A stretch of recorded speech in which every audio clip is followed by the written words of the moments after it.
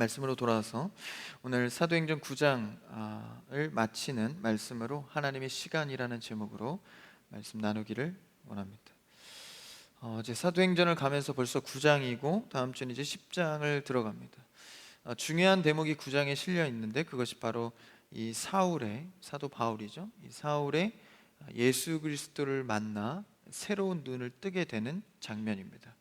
어찌 보면 신약의 본격적인 이 선교의 시작에 이 사도 바울이 예수님과 말씀을 깨닫게 되는 장면입니다. 이제 예수 그리스도를 통하여서 복음의 눈을 떠서 사도 바울이 이제 선교의 여정을 시작하는데, 그때 저번 주에 본 말씀 중에 중요한 인물이 하나 있었죠. 아나니아라 하는 인물이 있었는데, 그 사도 바울이 예수님을 만나 눈을 뜨게 되는 장면 속에 아나니아라 하는 주의 제자가 이 쓰임을 받게 됩니다. 그래서 기억하실지 모르겠지만 이 직가로 가라. 직가라는 것은 이제 거리의 명칭인데 이제 곧은 길을 말합니다. 근데 단순히 그냥 물리적인 길만을 표현하는 것이 아니라 상징적 의미로 직행하여 가다, 한눈 팔지 말고 바울에게 가서 눈을 뜨게 하라라는 하나님의 복음의 긴박성의 마음이 드러난 장면이었죠. 그 긴박성은 이 사도 바울을 통해서 이제 계속됩니다. 하나님께서는 복음에 대해서 늘 긴박하시고 이 조급한 마음이 있습니다. 오늘날은 이제 은혜의 시대다 해서 구약도 신약도 넘어가서 이제 은혜의 시대로 우리가 편안하게 복음을 받아들일 수 있는 시대인데, 사실 그러다 보니까 육이 좀 여유로워지면 이제 우리의 영이 좀 게으러지기 마련이죠. 그래서 이 편한 은혜의 시대 속에서 하나님의 이 여김없이 이 조급한 이 복음의 마음을 공감하지 못하는 이 삶의 모습들이 많지 않나라는 생각을 하게 됩니다. 그럴 때에 오늘 이 사도행전 9장의 말씀은 우리의 식어져가는 이 복음의 긴박성 앞에 우리를 다시 성령의 열정으로 끌어올려 줍니다. 그래서 그 말씀을 오늘 여러분과 나누길 원하는데, 20절 첫 절이죠. 20절을 한번 같이 읽어볼까요? 20절입니다. 시작. 즉시로 각 회당에서 예수가 하나님의 아들이심을 전파하니.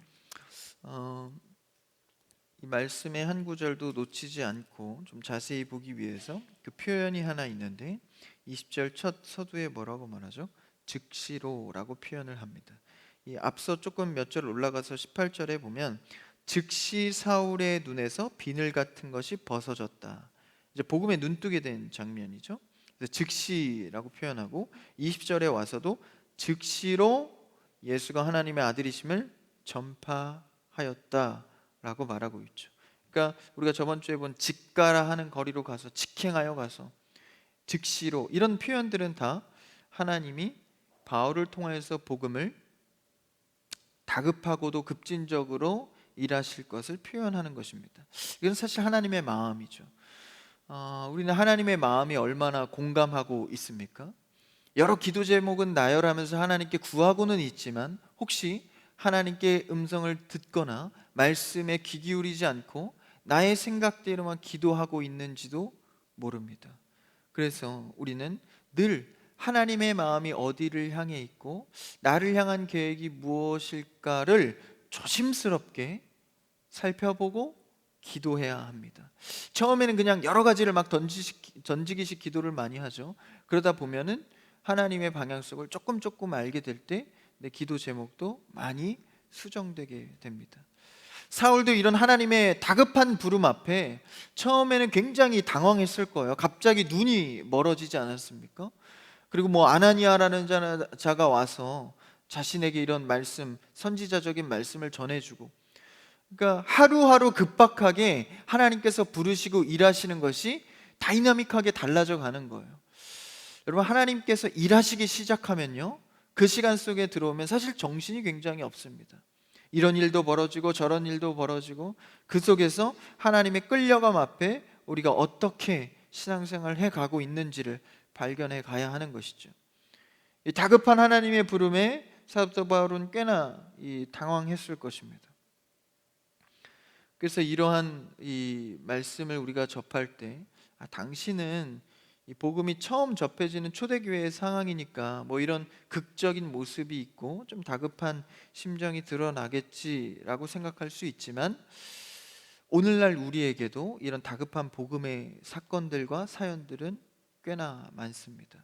은혜의 시대임에도 불구하고 특히나 오늘날 시대에는 뭐가 많죠?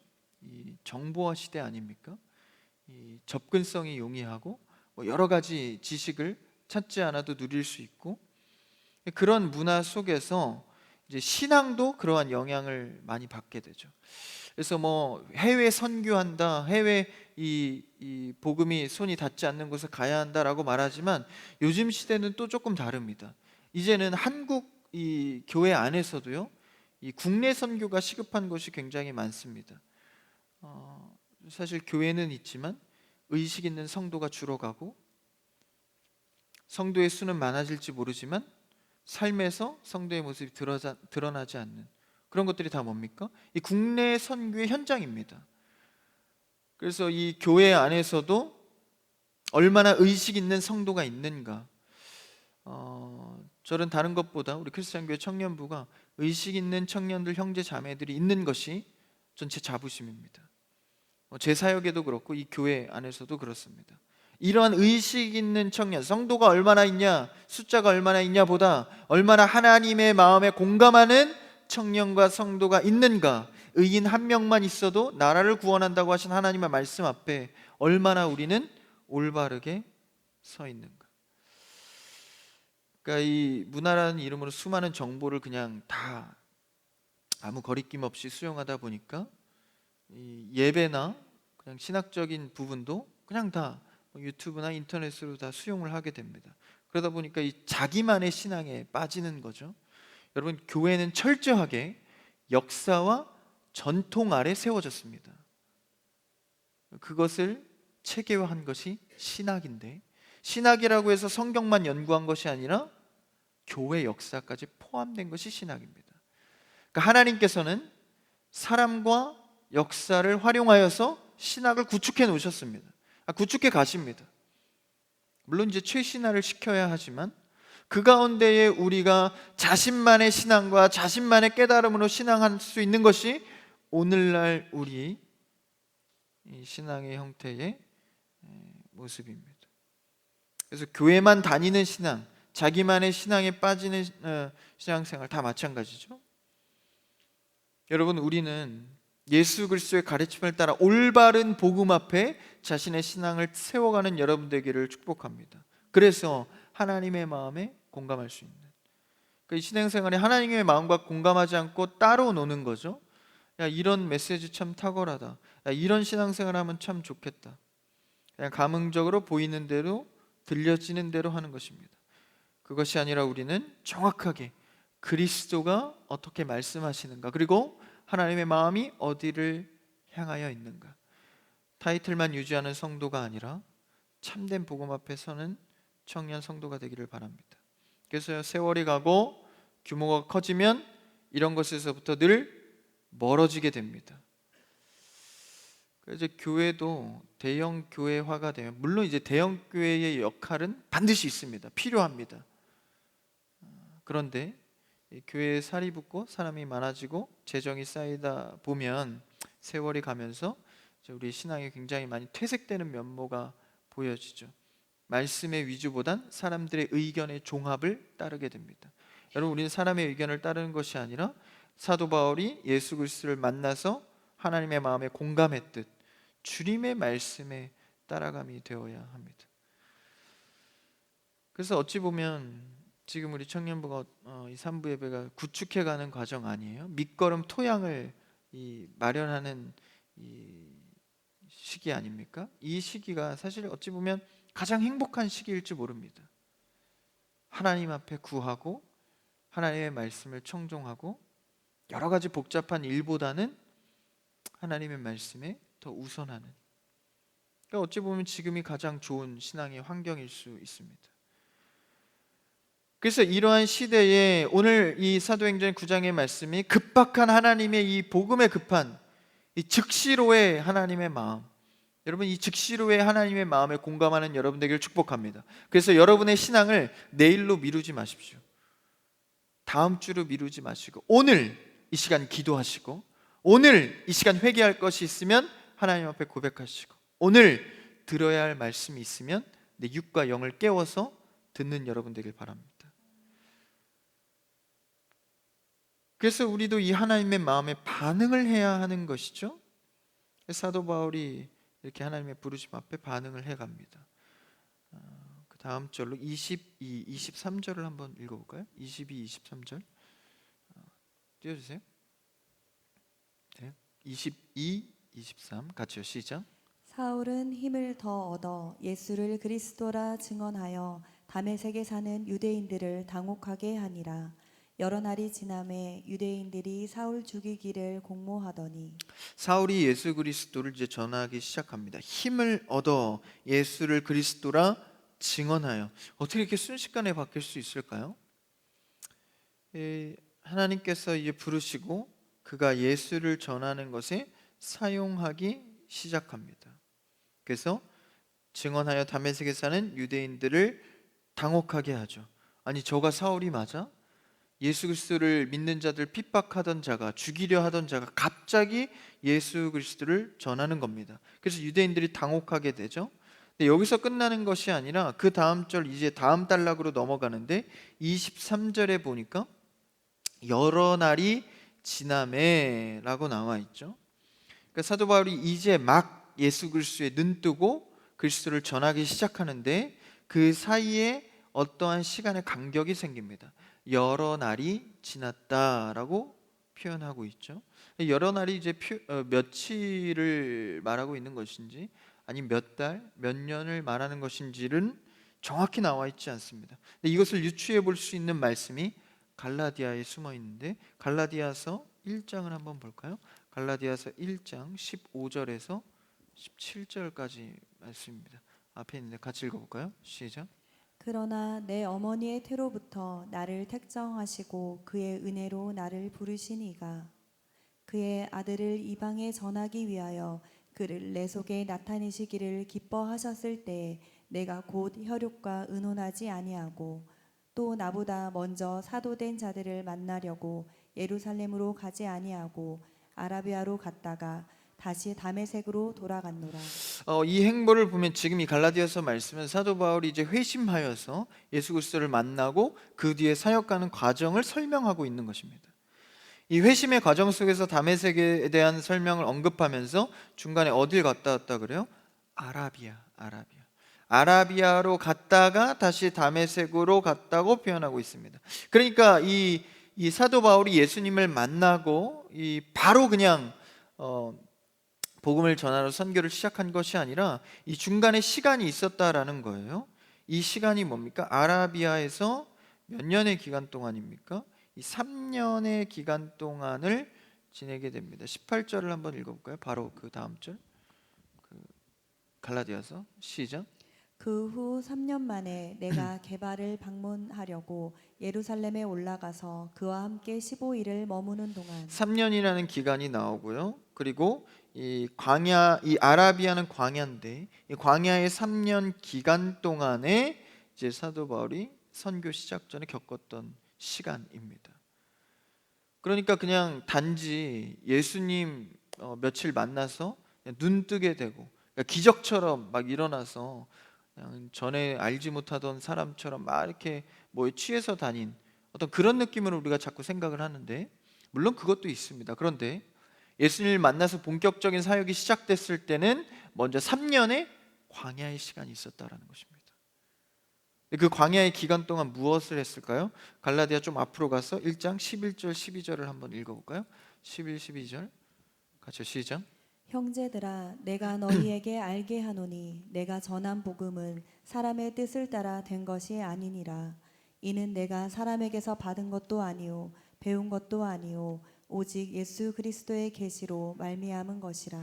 사도 바울이 이 선교를 하고 복음을 전할 수 있었던 것은 그 광야의 기간 동안 뭘 했어요? 내가 배우고 깨닫고 내가 알기 위해 노력한 것이 아니라 오직 예수 그리스도께서 계시해 주신 말씀을 통해서 내가 선교하는 것이다 라고 명확하게 전하고 있습니다. 그러니까 이 광야의 기간 동안 사람에게 훈련한 것 아니고 내가 스스로 깨달은 것도 아니고 예수 그리스도를 통하여서 내가 직접 받은 것이다 라는 것이죠.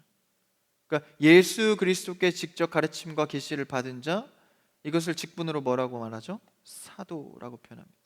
그러니까 사도는 일시적 직분입니다. 그러니까 시대를 위해서 필요에 따라 하나님이 쓰시고 사라지는 직분입니다. 그래서 오늘날에 뭐 신사도다, 사도 직분 이렇게 말하는 것은 이단입니다. 그러니까 그 사도의 역할은 사라졌고, 왜냐하면 사도는 예수 그리스도께 직접 계시를 받고 사사를 받은 자들이기 때문에 12제자와 사도 바울밖에 없습니다. 어쨌든 그렇게 사도 바울이 예수님께 광야의 시간을 통해서 그 말씀을 배우고 그 광야에서 나온 말씀으로 전하고 있다라는 것을 말하고 있는 것이죠. 이런 광야, 아라비아, 그 척박한 땅, 이런 땅을 설명할 때는 이스라엘에게는 매우 익숙한 장소입니다. 이스라엘의 그 태생 자체가 광야에서부터 출발했기 때문인데요. 출애굽에서 이제 애굽에서 이 모세를 통하여서 출애굽했을 때, 그때 처음에 겪었던 그 민족의 시작이 바로 광야 생활입니다. 그래서 초막 생활을 하잖아요. 그 초막 생활을 기념하기 위해서 초막절도 절기도 지키는데, 이러한 그 광야의 생활이 아예 그 민족의 처음 근본의 정체성이었다라는 것이죠. 그럼 그 광야에서 무슨 일을 했습니까? 하나님께서 그 광야의 시간을 도구로 삼으셔서 하나님이 어떠하시고 누구이신지를 철저히 삶을 통해서 가르쳐 준 겁니다. 그래서 그게 1세대 광야의 성도들을 통해서 2세대에게 전수되고 계속해서 전수되어서 이스라엘에게 훈련된 시간을 표현한다면 바로 광야라고 표현을 하는 것이죠. 그래서 오늘날 그 찬양 가사에도 그 광야라는 표현을 많이 쓰지 않습니까? 하나님께서 훈련하는 하나님의 시간을 말합니다. 그 시간 동안에는요, 뭐 여러 가지 우리를 업그레이드 시켜서 더 나은 사람으로 만드는 것이 아니라 하나님이 누구이신지 그거 하나 깨닫게 한다라는 것이죠. 근데 이미 이 이스라엘 백성들이 광야의 생활을 하기 전에 먼저 이 광야를 체험시킨 사람이 있습니다. 바로 모세입니다. 그들을 이끌어내기 위해서 하나님께서는 일찍이 모세를 애굽에서 나와서 40년 동안의 광야의 생활을 하게 합니다.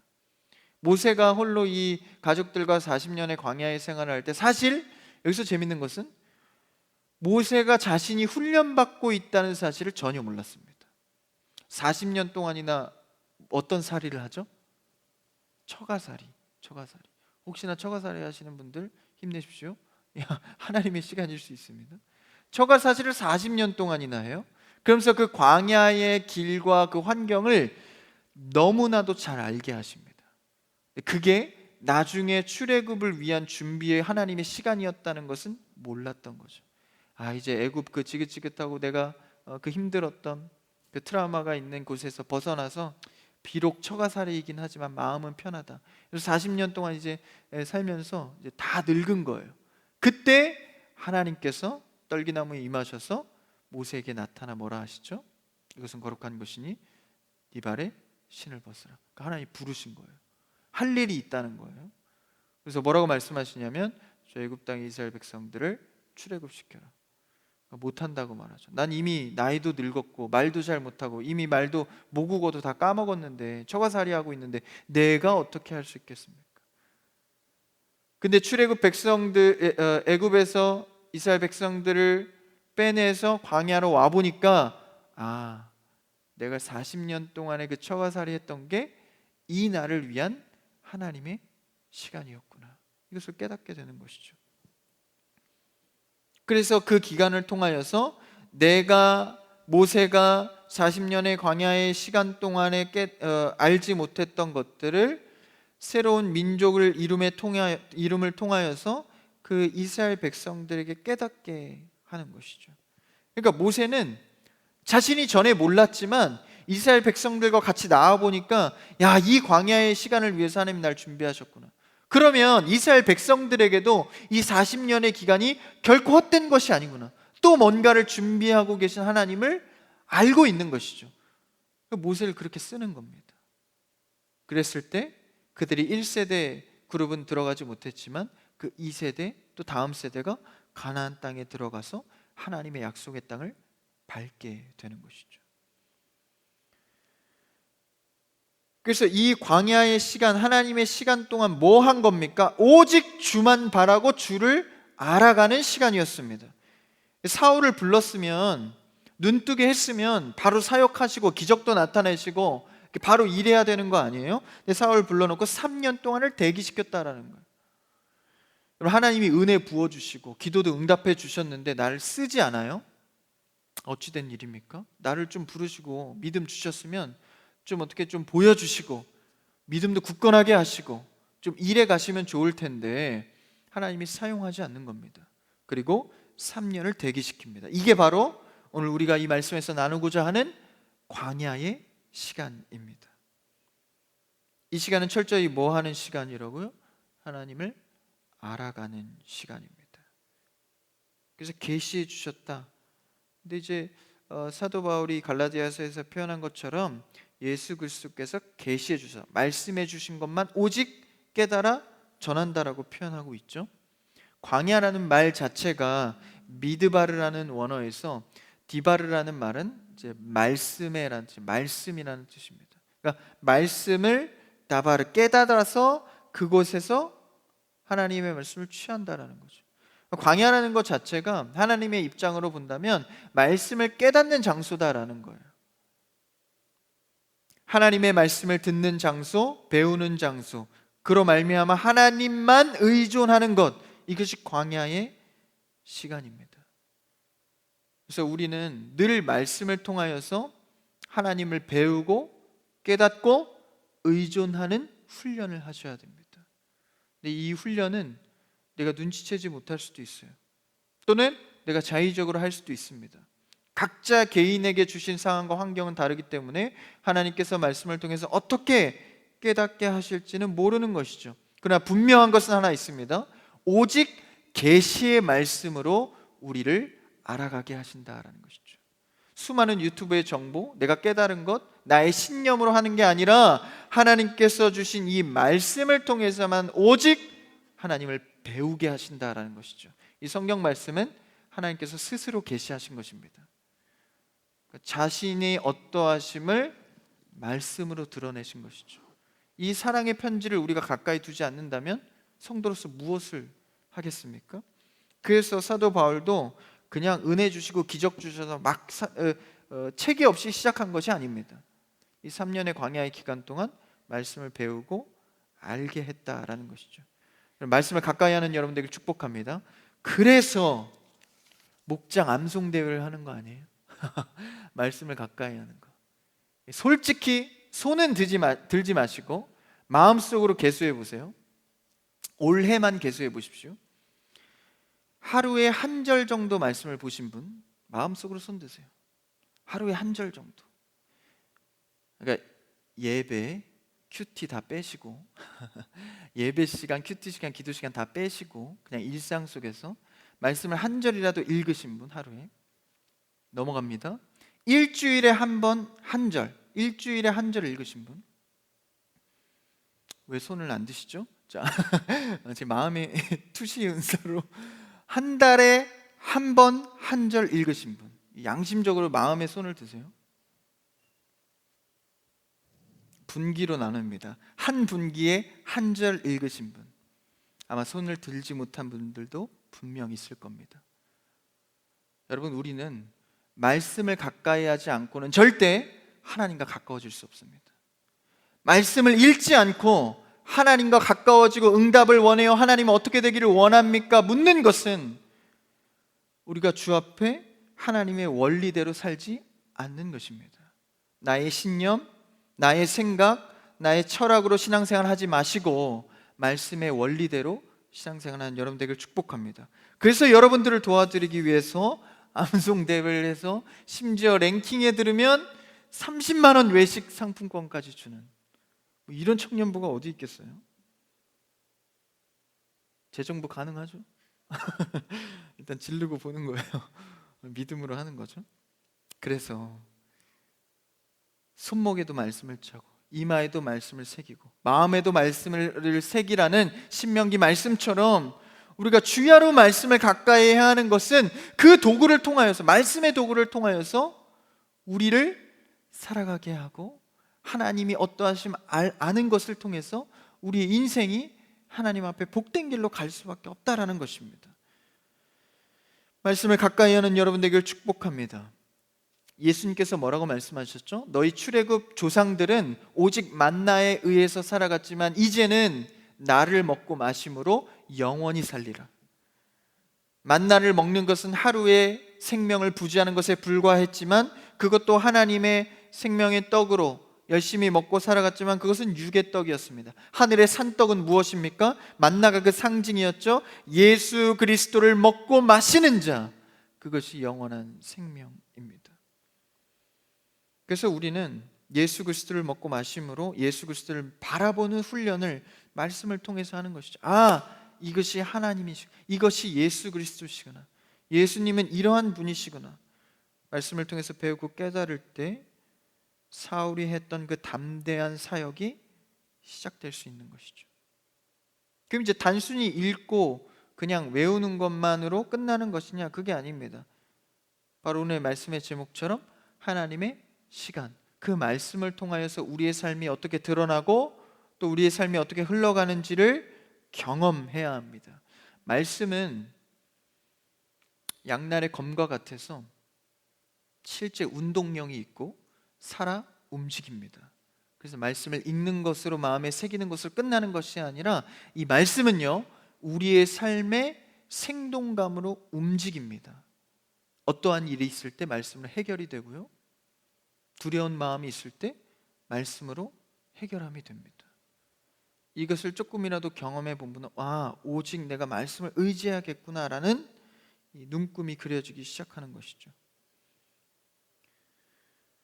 그래서 어떤 인생을 살든지 지금 나는 무명의 시간을 걷는 것 같고 공부에도 뭔가 이루어지지 않는 것 같고 취업의 문제나 대학교의 문제, 직장의 문제, 가정의 문제, 결혼의 문제, 수많은 이 준비 기간을 가질 때 암흑 속에서 전혀 이루어질 것 같지 않고 무명의 시간을 가져갈 때 이 두려움이 옵니다.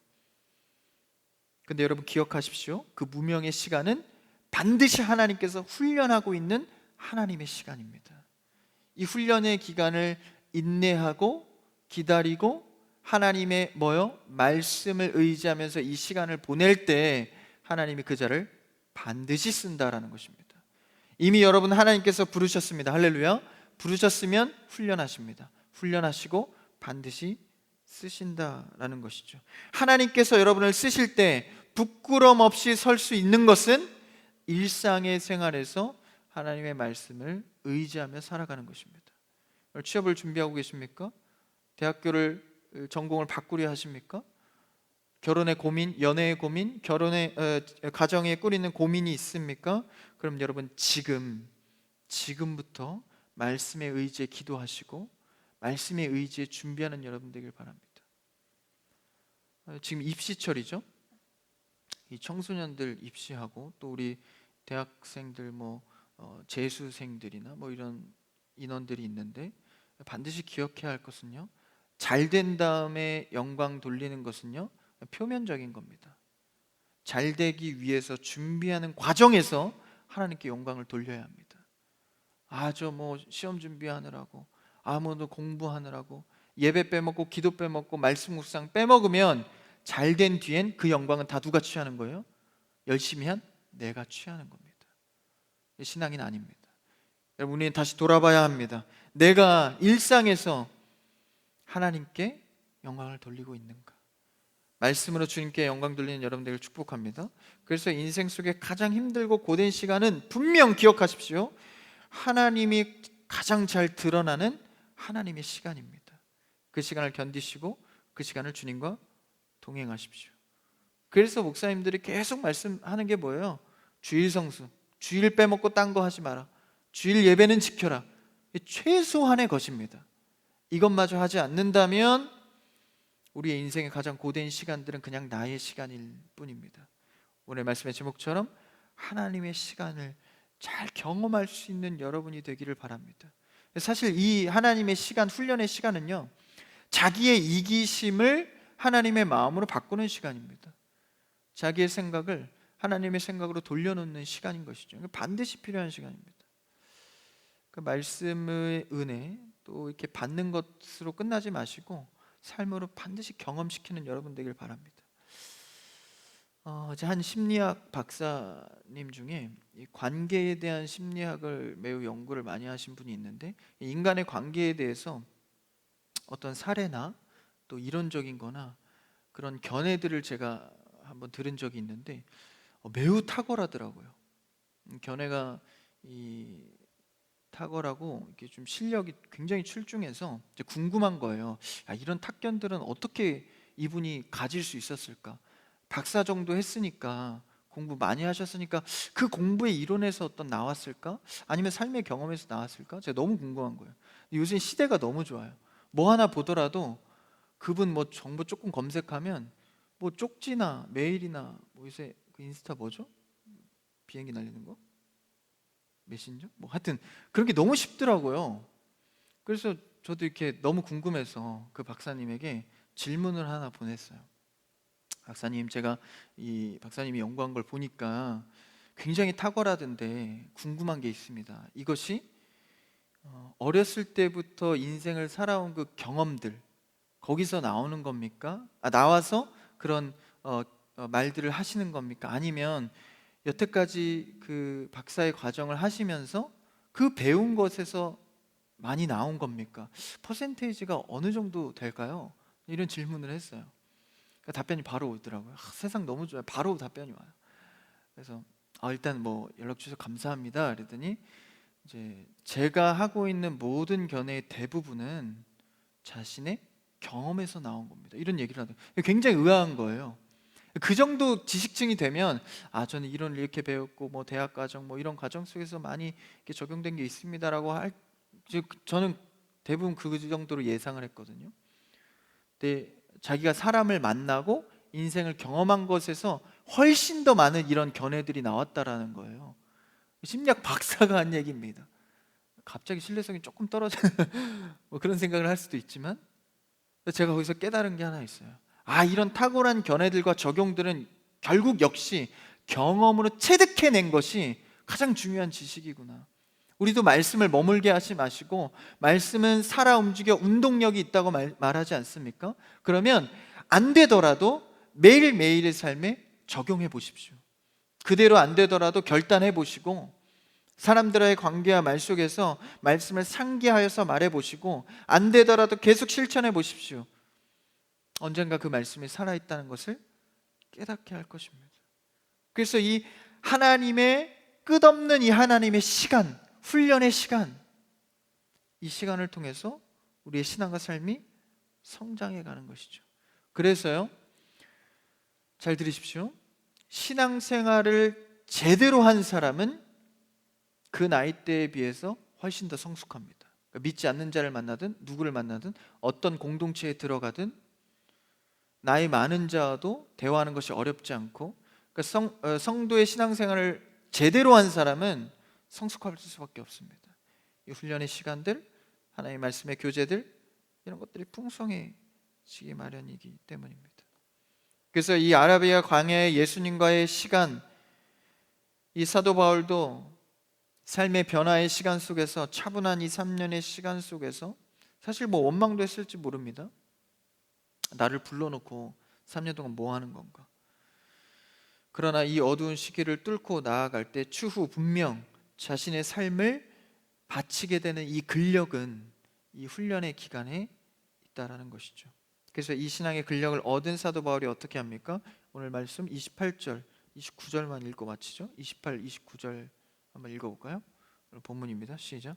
사울이 제자들과 함께 있어 예루살렘에 출입하며 또 주 예수의 이름으로 담대히 말하고 헬라파 유대인들과 함께 말하며 변론하니 그 사람들이 죽이려고 힘쓰거늘.